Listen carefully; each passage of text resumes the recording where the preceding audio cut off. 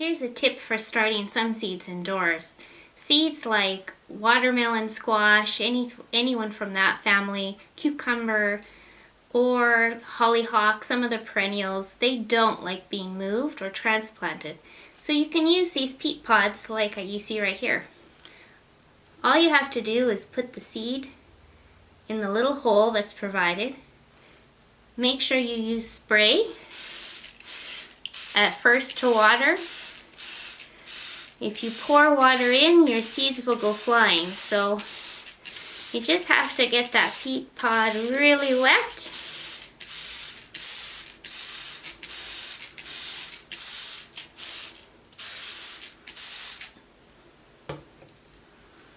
And then we're going to see what happens.